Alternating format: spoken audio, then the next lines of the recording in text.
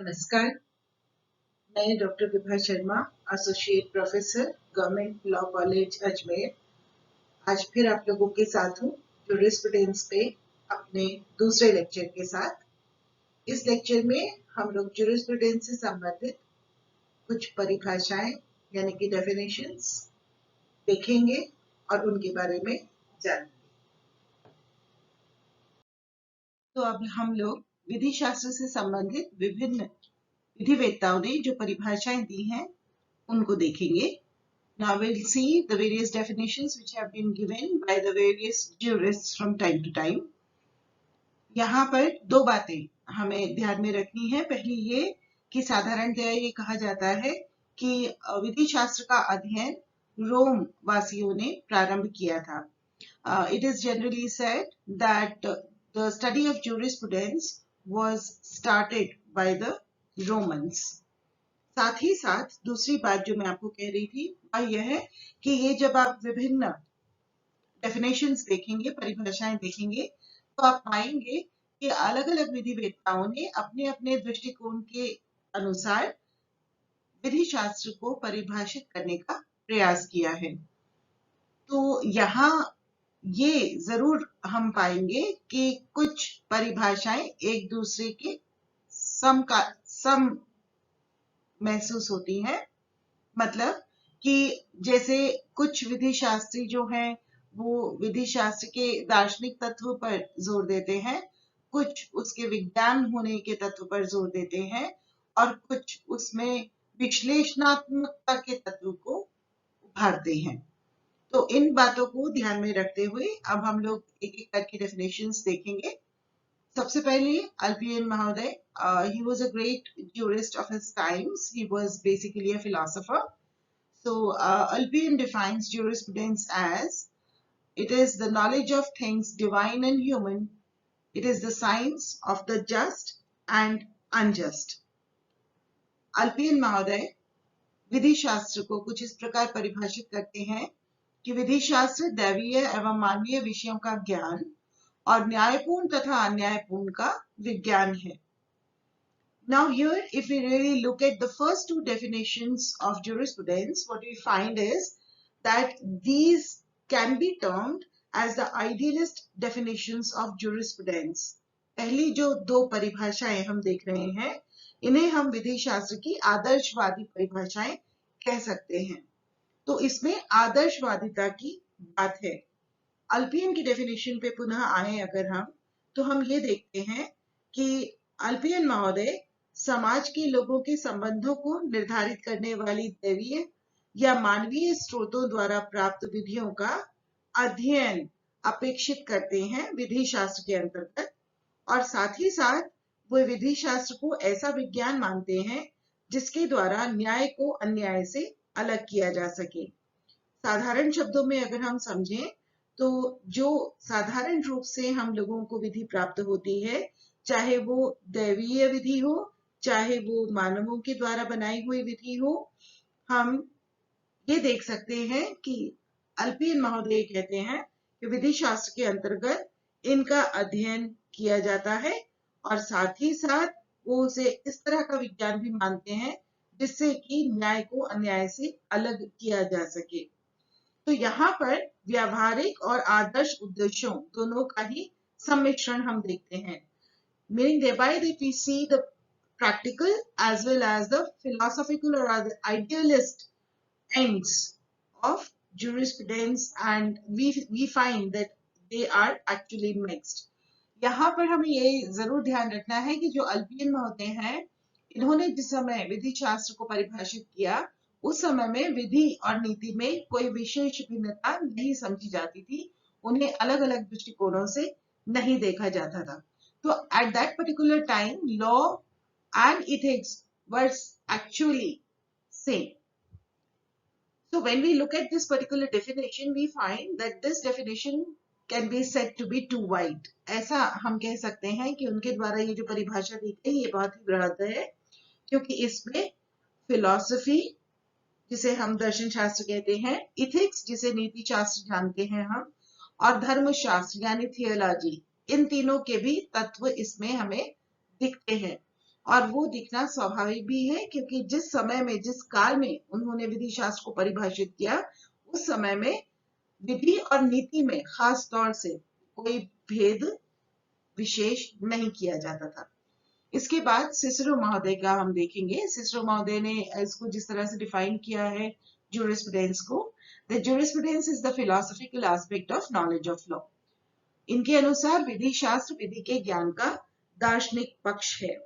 तो जब उन्होंने ये बात कही ज्ञान, विधि के ज्ञान का दार्शनिक पक्ष होने की, तो उनका अर्थ सीधा सा यह है कि हम विधिक संस्थाओं यानी लीगल इंस्टीट्यूशंस, विधिक सिद्धांतों यानी लीगल प्रिंसिपल्स और समादेशों यानी प्रिसेप्ट्स में आदर्श तत्वों को हम ढूंढ सकते हैं, विधि के आदर्श तत्वों को ढूंढ सकते हैं। यानी the idealists elements of law can be found in jurisprudence of various legal institutions, legal principles and precepts, and they can be philosophically described as well. तो सिसरो महोदय एक्चुअली विधि और प्रकृति इन दोनों में अनुकूलता की बात करते हैं, और साथ ही साथ वो ये भी मानते हैं कि सद्विवेक के अनुसार आचरण जो है वह न्याय उत्पन्न करता है। If somebody conducts himself in good conscience, then it actually gives rise to justice. और साथ ही साथ वे विधि में उच्चतर विधि की सार्वभौमिकता की भी कल्पना करते हैं। He also idealizes that there is a universal higher law which prevails, and that is why he says that jurisprudence is the philosophical aspect of knowledge of law. Then we come to Professor Allen, and Professor Allen defines jurisprudence as that it is a scientific synthesis of the essential principles of law. Professor Allen के अनुसार विधि शास्त्र विधि के मूलभूत सिद्धांतों का वैज्ञानिक विश्लेषण है या संश्लेषण है। तो यहाँ पर जो ये संश्लेषण शब्द या सिंथेसिस शब्द का इस्तेमाल हुआ है, तो यहाँ समझना आवश्यक है कि इसका सीधा सा अर्थ है कि हम किसी चीज को केवल तर्क के आधार पर ही नहीं जान सकते, बल्कि हमें उसको अनुभव के आधार पर भी आंकना होगा। तो प्रोफेसर एलन क्या प्रयास करते हैं कि वो जूरिस्प्रूडेंस के अंतर्गत जो विधि के अध्ययन किया जाता है उसको वो समाज से भी जोड़ने का प्रयास करते हैं, और जब वो मूलभूत सिद्धांतों की बात करते हैं तो वहां वो ऐसे मूलभूत सिद्धांतों की बात करते हैं जो कि यदि खरे नहीं उतरे तो अस्वीकृत भी किए जा सकते हैं। तो इस तरह हम कह सकते हैं कि वो परिवर्तित सामाजिक वास्तविकता और समकालीन समाज की अपेक्षा के अनुरूप विधि शास्त्र को बनाने का प्रयास करते हैं। What he is actually trying to say here is that essential principles of law, actually what he refers and what he means by essential principles of law is that those principles which if tested and found to be not correct, then they can also be unrecognized or not accepted under jurisprudence. So what he says is that jurisprudence actually is a scientific synthesis of the essential principles of law. Scientific synthesis means that it is a scientific analysis of the law which is not only based on the logic statements but can also be tested by experience. तो professor Elon की इस परिभाषा के बाद में हम move on करते हैं प्रोफेसर ग्रे की परिभाषा पर, जो कि jurisprudence को इस तरह से डिफाइन करते हैं that jurisprudence is the science of law, the statement and systematic arrangement of the rules followed by the courts and the principles involved in those rules. Professor grey के अनुसार विधि शास्त्र न्यायालयों द्वारा अनुसरण किए जाने वाले नियमों के अभिकथन और क्रमबद्ध व्यवस्था तथा उन नियमों में अंतर्निहित सिद्धांतों की विधि का विज्ञान है। प्रोफेसर ग्रे की इस डेफिनेशन को समझना बहुत मुश्किल नहीं है। जब साइंस हम शब्द इस्तेमाल करते हैं तो उसका सीधा सा अर्थ ये होता है कि हमने किसी चीज का क्रमबद्ध अध्ययन किया, यानी एक्सपेरिमेंट्स करके हम उसमें अध्ययन करते हैं।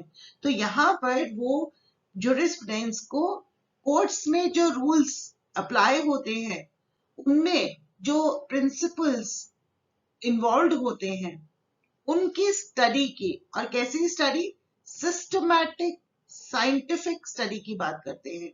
तो उनके अनुसार jurisprudence is the science of law, the statement and systematic arrangement of the rules followed by the courts and the principles involved in those rules. अब यहाँ हम ग्रे महोदय ने जो विधि शास्त्र की परिभाषा दी थी उसी को थोड़ा सा आगे बढ़ाते हुए कीटन महोदय को पाते हैं। और according to Keaton, jurisprudence is the study and systematic arrangement of the general principles of law. Keaton महोदय के अनुसार विधि के सामान्य सिद्धांतों का अध्ययन एवं उनकी क्रमबद्ध व्यवस्था विधि शास्त्र का विज्ञान है। अब उन्होंने विधि शास्त्र के इस विज्ञान को अनेक उदाहरणों से बताने की कोशिश की, जिनमें से एक उदाहरण मैं आपके साथ में साझा करती हूँ। उनके अनुसार विधि शास्त्र वैध संविदा निरूपण के लिए आवश्यक तत्वों का अध्ययन करता है, परंतु आंग्ल विधि या अन्य प्रणाली में पाई जाने वाली संविदा विधि संबंधी विस्तृत नियमों की पूर्ण व्यवस्था का प्रयास नहीं करता है। According to him, what jurisprudence actually does is that it studies the essential elements for the formulation of a contract, but it doesn't study the detailed rules of a particular legal system, say under in English law. It does not try to understand all the principles related to the formulation of contract under English law or say in Indian law, but what it does actually is that it studies the essential elements for the formulation of a contract. तो उनके अनुसार विधि शास्त्र के अध्ययन के अंतर्गत उन तरीकों का अध्ययन सम्मिलित है जिनसे कोई नियम विधि का बल प्राप्त करता है। According to him, under the study of jurisprudence, all those kind of studies are involved in which a particular rule of law draws its force, और साथ ही साथ समाज में विधि जिन उद्देश्यों को पूरा करना चाहता है, and all those objectives that law tries to achieve in a particular society. So according to Keaton, jurisprudence is the study and systematic arrangement of the general principles of law. It doesn't go into the detailed aspects as to how the contract would come into being, or when the contract will be a valid contract or a void contract or a voidable contract, as we see, say, in English law and the Indian law. What Keaton says is, jurisprudence actually tries to understand the formulation, all the essential aspects for the formulation of a contract. Contract का निरूपण किस प्रकार से होगा, वो इस विधि शास्त्र के अंतर्गत समझना है, ऐसा कीटन महोदय कहते हैं अनेक उदाहरणों के साथ में। फिर उसके बाद में हम देखते हैं प्रोफेसर डीन रेस्को पाउंड ने जो जुरिस्प्रूडेंस की परिभाषा दी थी वह थी, jurisprudence is the science of law. सीधे साधे शब्दों में रेस्को पाउंड ने कहा, विधि शास्त्र विधि का विज्ञान है। और यहाँ जब वो विधि शास्त्र को विधि का विज्ञान कहते हैं तो यहाँ उनका अर्थ है कि विधिक संस्थाओं, विधिक कल्पनाओं और विधिक व्यवस्था, इनके सुव्यवस्थित और नियंत्रित ज्ञान के समूह को विधि का विज्ञान वो मानते हैं। Meaning thereby that what he means by the science of law is that body of knowledge which actually is systematic and controlled and which relates to the study of legal institutions, legal fictions and legal systems.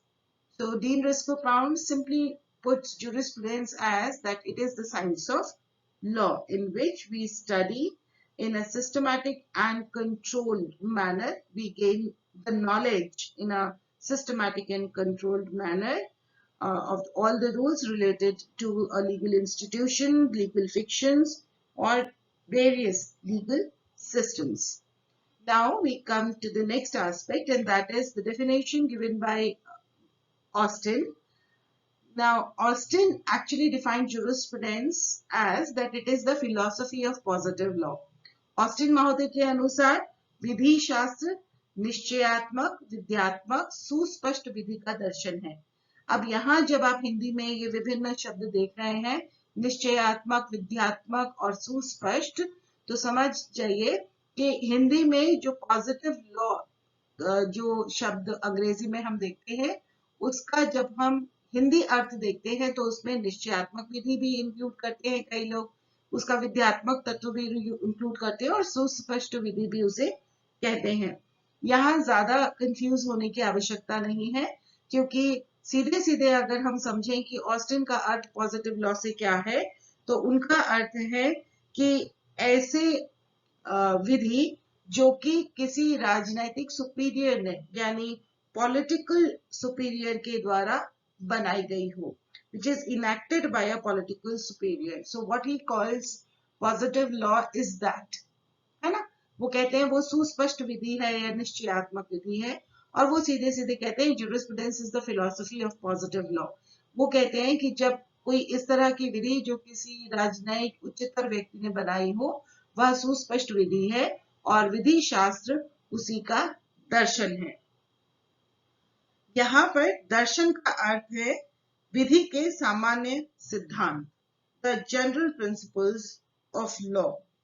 So here when he says general principles of law, he includes the notions, जिनको हम मनोभाव कहते हैं, and distinctions also, और विभेद भी कहते हैं। ऑस्टिन महोदय ने ये जो jurisprudence की definition दी है, इसको हम और विस्तार से आगे आने वाली नेक्स्ट मेरे लेक्चर में हम देखेंगे। यहाँ अभी ऑस्टिन के द्वारा परिभाषित ये jurisprudence is the philosophy of positive law जान लेना ही पर्याप्त है।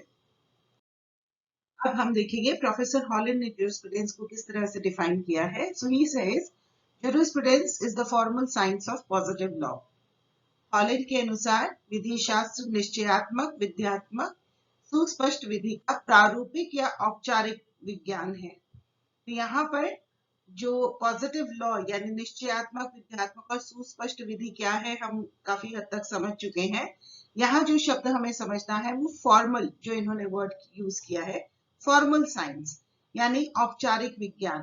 तो यहाँ इससे इनका अर्थ है कि वह प्रारूप और सत्व दोनों से ही संबंधित है, यानी form and substance of law. So jurisprudence actually is a science of positive law, that is the formal science of positive law.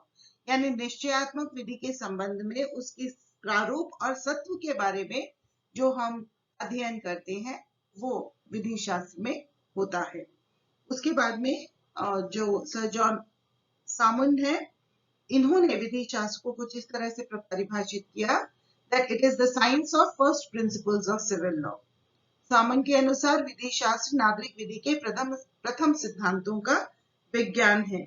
तो यहाँ पर जब वो first principles of civil law यानी नागरिक विधि के प्रथम सिद्धांतों का विज्ञान होने की बात कहते हैं, तो उनका सीधा सा अर्थ है किसी विशेष विधिक प्रणाली में पाए जाने वाले सिद्धांत।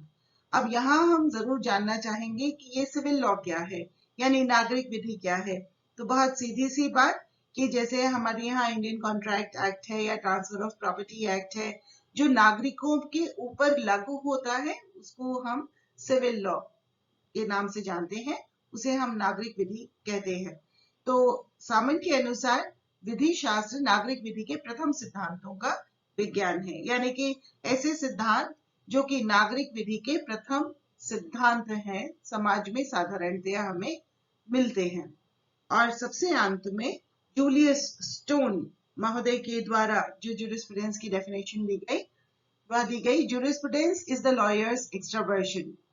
जूलियस स्टोन के अनुसार विधि शास्त्र विधिवेत्ता की बाह्यदर्शिता का बहिर्गमन है, या विधि शास्त्र विधिवेत्ता का बहिर्गमन है, या विधि शास्त्र विधिवेत्ता की बाह्यदर्शिता है। तो इसमें जो जूलियस स्टोन महोदय कहना चाह रहे हैं वो यह है कि जो बाह्य चिंतनशीलता है किसी भी विधिवेत्ता की, वह ज्यूरिस्प्रूडेंस है। तो स्टोन महोदय के अनुसार जो विधिवेत्ता है उसका काम केवल विधि तक ही सीमित रहना नहीं, बल्कि विधि में जो चीज प्रभाव डालती है, जैसे कि विधि पर एक काल की सामाजिक व्यवस्था प्रभाव डालती है, अर्थव्यवस्था वहां की जो है वो प्रभाव डालती है। तो उनके अनुसार ज्यूरिस्प्रूडेंस के अंतर्गत हम इन सारे एस्पेक्ट्स को भी देखते हैं, यानी कि साइंस के बारे में भी थोड़ी सी जानकारी हो, इकोनॉमी के बारे में भी हो, और जो सोसाइटी में यानी सोशियोलॉजी है, सोशियोलॉजिकल एस्पेक्ट है सोसाइटी का, उसके बारे में भी जानकारी हो। तो जब हम ज्यूरिस्प्रूडेंस पढ़ते हैं तो ये हमें न केवल विधि के सिद्धांतों तक सीमित रखता है, बल्कि समाज में मौजूद उन विभिन्न तत्वों की तरफ भी ले जाता है जो कि विधि पर प्रभाव डालते हैं। यहाँ मैं आप लोगों के साथ एक बात जरूर कहूंगी कि ये जो अभी लास्ट की जो 4 हमने डेफिनेशंस देखी, एक ऑस्टिन महोदय की पिछली स्लाइड में, और प्रोफेसर हॉलैंड की, सामंकी और जूलियस स्टोन की, इनको मैं एक एक करके अपने आगे आने वाले लेक्चर्स में डिटेल में साथ में आप लोगों के इसके बारे में चर्चा करूंगी, क्योंकि कई बार क्या होता है कि इनकी जो डेफिनेशंस हैं वो उसको विस्तृत रूप में भी पूछ लिया जाता है, बड़े प्रश्न के रूप में अगर कहूँ तो पूछ लिया जाता है, तो आपको उसको थोड़ा सा डिटेल में समझने की भी आवश्यकता है। आशा करती हूँ कि आप लोगों को ये विभिन्न डेफिनेशंस देख करके, समझ करके इतना जरूर ध्यान में आ गया होगा कि विभिन्न विधिवेत्ताओं ने अलग अलग समय में अपने अपने विचारधाराओं के अनुरूप उन्हें जो ज्यादा जरूरी लगी उस बात पर उन्होंने बल दिया। और एक बात जरूर हमें ध्यान में रखनी है कि विधि शास्त्र की परिभाषा एज सच परिपूर्ण नहीं हो सकती, it can not be complete, and the definition of jurisprudence actually for our understanding it is necessary that it actually has the elements or the aspects of all of the definitions which have been given by various jurists. यहाँ पर मैंने कुछ ही jurists चुने थे आप लोगों को jurisprudence की परिभाषा से परिचित कराने के लिए। अदरवाइज बहुत सारे और भी विधिवेत्ता हैं जिन्होंने ज्यूरिस्प्रूडेंस की परिभाषा दी है। ऐसा मान सकते हैं कि ये जो परिभाषाएं मैंने अभी आप लोगों के साथ में साझा की हैं, ये विधि शास्त्र की महत्वपूर्ण परिभाषाओं में से कुछ परिभाषाएं हैं। आशा है कि आप लोगों को अब तक विधि शास्त्र के परिभाषा के संबंध में जानकारी जो प्राप्त हुई है वो लाभकारी होगी। Thank you so much for listening to me. Take care and be safe. Thank you.